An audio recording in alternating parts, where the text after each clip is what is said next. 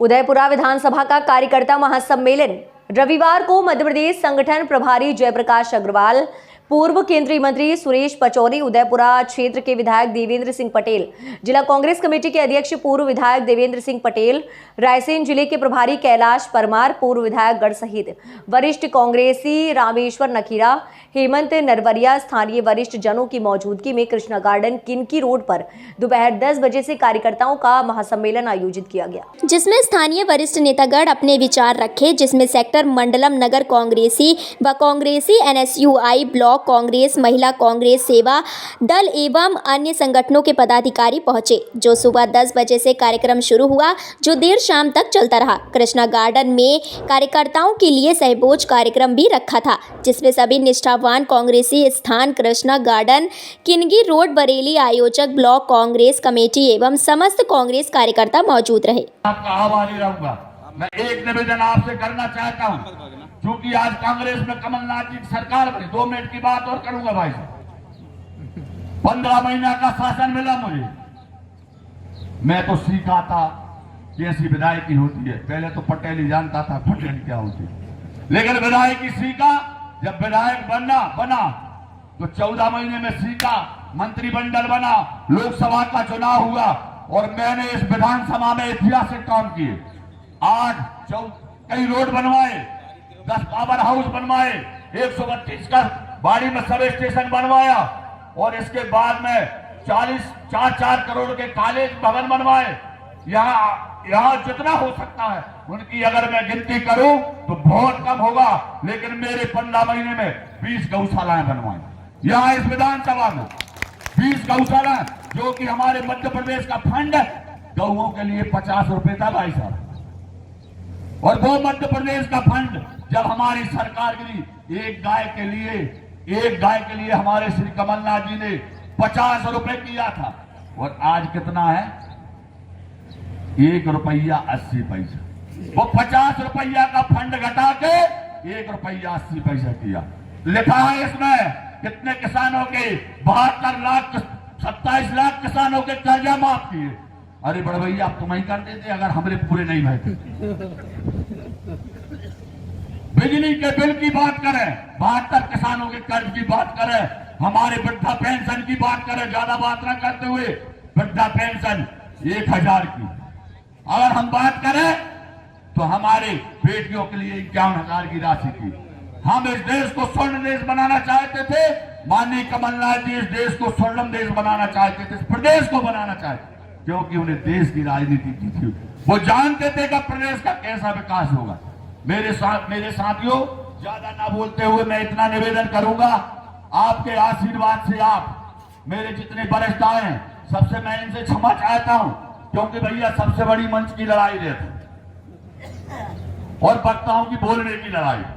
हमारे बीच में या मंच पर इतने वक्ता रह गए जो अबे बोल सकत और बोलने वाले और पूरे नेता हैं, और मंच के नीचे बैठे हैं वो भी पूरे नेता। हमारे सावलाल जी तिवारी पीछे बैठे, तिंदुरिया जी पीछे बैठे, लेकिन जो कि हृदय से जुड़े हैं, मन से जुड़े हैं, उन्हें ऊंच नीच का ज्ञान नहीं है।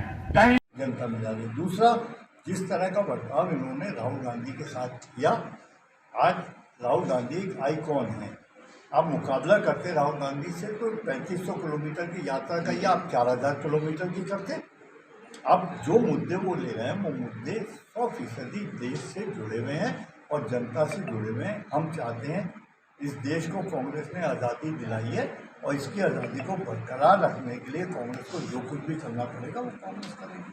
अब आपको सवाल राहुल सदस्यता को लेकर भाजपा कहना ये कोर्ट का निर्णय है, इसमें भाजपा सरकार कोई भूमिका नहीं है, इस पर आप क्या कहें? हमारा कहना ये है, बहुत साफ तौर पर अगर आप वो जजमेंट भी देखें, जिस कोर्ट ने जजमेंट दिया है उस कोर्ट को देख लें और इस फैसले को देख लें।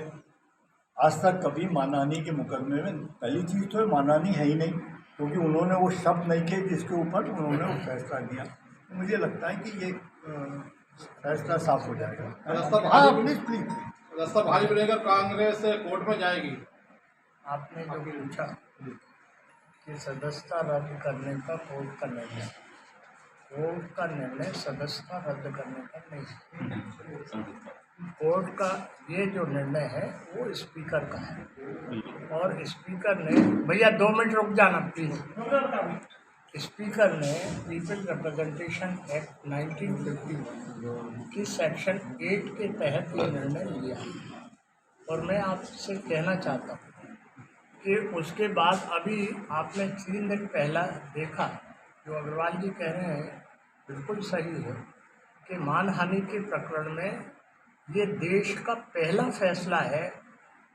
हमारे कानूनविद मिश्रा जी भी हैं यहाँ, जो आईपीसी की धारा 449 और 50 में दिया गया मैक्सिमम फैसला है। अब सवाल ये उठता है कि इस फैसले पर क्या सदस्यता रद्द होगी? मेरा विनम्रतापूर्वक जवाब ये है कि उस निर्णय में 1 महीने तक अपील का प्रोविज़न है। ऐसी जल्दबाजी की क्या ज़रूरत थी कि सैकड़ों पेज का गुजरात का निर्णय एक दिन पहले आया है और दूसरे दिन ताबड़तोड़ तरीके से वो पढ़ भी लिया और फैसला भी दे दिया गया। एक तो ये, दूसरा बात ये है कि आप संबंधित पार्टी से तो बात करिए। उनने 3 बार उन मुद्दों के संबंध में स्पीकर को लेटर लिखा, 1 बार इन पर्सनल मीटिंग करी जैसा उन्होंने बोला। तो ये कोर्ट का निर्णय लोकसभा सदस्यता रद्द करने का नहीं है, ये शब्दों का फेर है जो ये लोग कर रहे हैं और ये बात ये कह रहे हैं कि हम केवल राहुल गांधी जी की इसमें विरोध प्रदर्शन कर रही है, मांग कर रही है कि राहुल गांधी की सदस्यता जो उसको बहाल किया जाए। अगर ऐसा नहीं होता तो आगे कांग्रेस क्या कदम उठाएगी? ये जो जन जागरण अभियान है ये 2 मुद्दों पर आधारित है। पहला तो भ्रष्टाचार, एक ही कंपनी को सारी चीज़ें, पोर्ट भी दे दिया आपने, एयरपोर्ट भी दे दिए, रेलवे भी दे दिए और सारी चीज़ आप, तो कहीं ना कहीं आपने कानून में कोई तब्दीली करी है, तभी किसी एक व्यक्ति को इतना फेवर आप कर रहे हैं। दुनिया में शायद ऐसी मिसाल नहीं बनेगी कि कोई आदमी इतनी जल्दी 2 नंबर पे पहुंच जाए, दुनिया का दूसरा सबसे बड़ा आदमी बन जाता है। तो एक तो वो मुख्य मुद्दा वो हो गया कि भाई ये भ्रष्टाचार से भरा हुआ है, इसको जनता के सामने सफाई होनी चाहिए। जैसा सुरेश पिचौरी साहब ने कहा, जब पार्लियामेंट में कायदा है कि अगर कोई मेंबर पार्लियामेंट कुछ चीज़ बोलता है या उसका विरोध होता है, तो जब उनका राहुल गांधी का नाम लिया गया तो उनको मौका देना चाहिए था कि आप अपना सफाई दें। कायदा है ये, जिसका भी नाम आप नहीं वो मेंबर को मौका मिलता है। इन्होंने बजाय वो मौका देने के उनकी सदस्यता रद्द करवा दी। मैं इसलिए कहता हूँ कि अगर आप बहुत ध्यान से देखें कि मानहानि के मुकदमे में आज तक कभी इतना बड़ा फैसला नहीं आया। सदस्यता रद्द होने में कोर्ट के आदेश होते हैं क्या इसमें? एक सेकंड में जरूर ये बात आपकी बात पूरी करिए। सही बात, कंटिन्यू। वो फिर सीक्वेंस रह जाता है। सवाल ये है कि उनकी ये जो फैसला आया है ये बड़ा अजीबोगरीब फैसला है।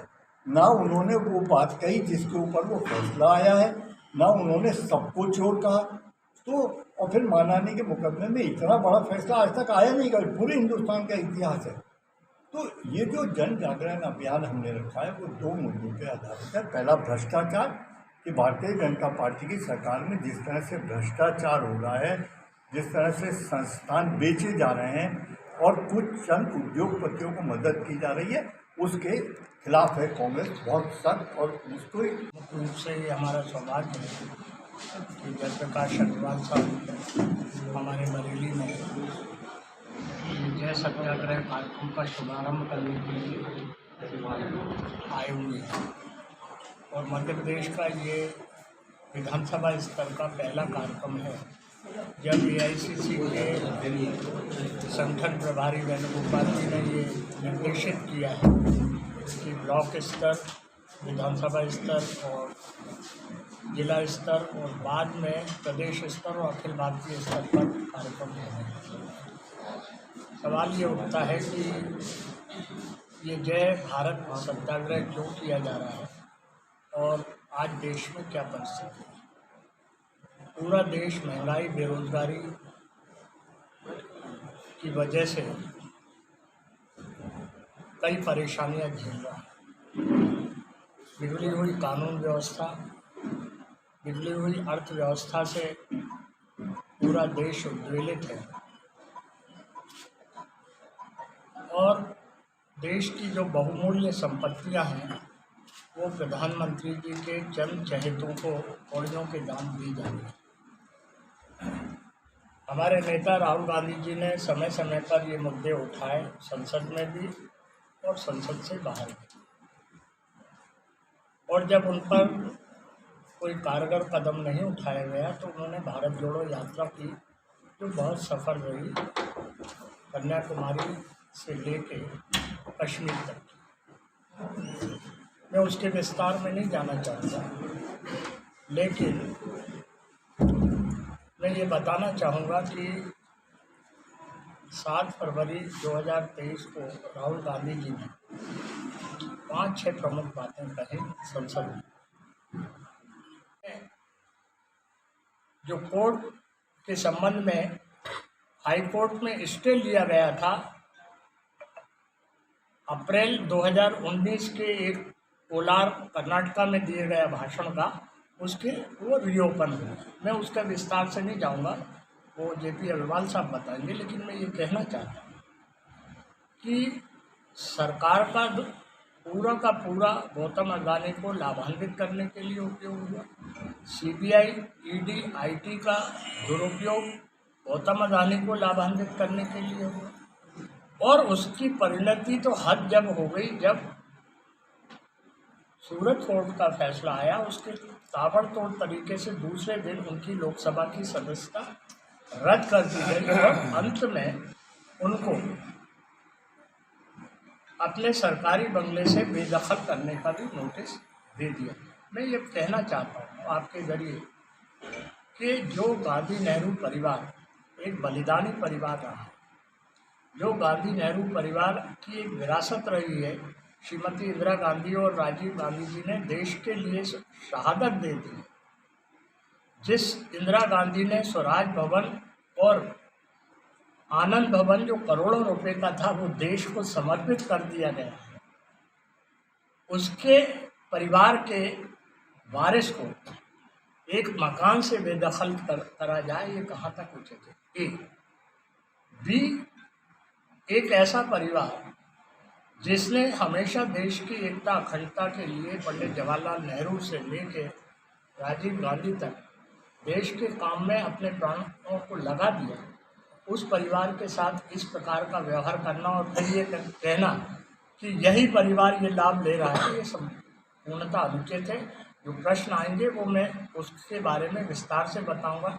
आप कृपापूर्वक अग्रवाल जी को सुने। मैं केवल यही निवेदन करना चाहूँगा कि आज की ये पत्रकार वार्ता इसी विषय को केंद्रित करके एआईसीसी के निर्देशानुसार यहाँ आए, हम लड़ेंगे, लेकिन इससे हटके देश की बहुमूल्य संपत्ति जो बेची जा रही है, हमारी देश बचाने की भी लड़ाई है। निवेशकों का जो अरबों रुपए का पैसा एसबीआई और एलआईसी में जिन्होंने निवेश किया और वो डूब गया, हमारी वो लड़ाई, हमारी डेमोक्रेसी को बचाने वाली लड़ाई। हमारी जो प्रीमियर इन्वेस्टिगेटिंग एजेंसी है उनका दुरुपयोग ना हो, चाहे वो सीबीआई हो, चाहे वो ईडी हो, चाहे वो आईटी हो, उसको बचाने। राहुल जी की सदस्यता बहाली। ये कार्यकर्ता सम्मेलन सेक्टर मंडलम की बैठक चारों हमारे ब्लॉक अध्यक्ष आरकच, बरेली, उदयपुरा, देवरी चारों ब्लॉक अध्यक्षों के मार्गदर्शन में हमारे 21 सेक्टर 64 सेक्टर 21 मंडलम ऐसे हमारी 84 सेक्टर मंडलम की बैठक थी अध्यक्षों की। उनमें एक बूथ पे 15 लोग यहाँ आए थे। 308 पोलिंग में से एक बूथ से 15 लोग आए थे। 3 बीएलओ, 2 पोलिंग एजेंट और 10 हमारे सक्रिय कार्यकर्ता और हमारे पूरे वरिष्ठ कांग्रेस के यहाँ आज आए थे। हमारे प्रभारी सम्मानीय जीपी अग्रवाल जी के नेतृत्व में ये कार्यक्रम हुआ है। हमारे प्रदेश के पूर्व अध्यक्ष केंद्रीय मंत्री माननीय सुरेश पचौरी जी के मार्गदर्शन में ये कार्य हुआ है। हमारे इस क्षेत्र के नेता और हमारे पूर्व सांसद सम्मानीय रामरसो जी नीखरा जी भी यहाँ उपस्थित रहे। ये कार्यकर्ता सम्मेलन क्या संदेश है आज? कार्यकर्ता सम्मेलन चूँकि मैंने कहा भी था, ये मेरे जितने भी क्षेत्र के 308 पोलिंग के कार्यकर्ता हैं, ये मुझसे हृदय से जुड़े हैं। एक बड़ी हृदय की गहराइयों से जुड़े हैं। इनकी मेहनत ही मेरी जीत है, इसकी मेहनत ही मेरी कांग्रेस की जीत है। इनकी मेहनत से ही मैं 40-50 हज़ार क्रॉस करके 8,000 एक वोट से जीता था। निश्चित है अगले चुनाव में भी इनकी ही मेहनत होगी। मैं तो अकेला व्यक्ति हूँ, लेकिन अगले चुनाव में इन्हीं की मेहनत होगी, जो का पता भी कितने हज़ार वोटों से और जिताएंगे। माना जाए तो चुनावी तैयारियां कांग्रेस की शुरू हुई हैं। चुनाव की तैयारी पूरी कांग्रेस से शुरू हो चुकी हैं।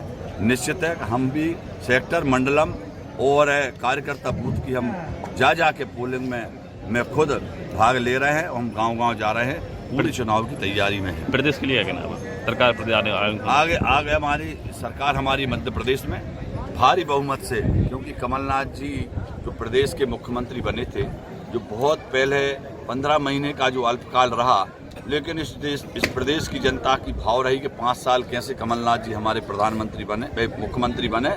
निश्चित है उसी दिशा को ये यहाँ की मध्य प्रदेश की जनता देखना चाहती है और मध्य प्रदेश में पुनः कांग्रेस की सरकार बनेगी।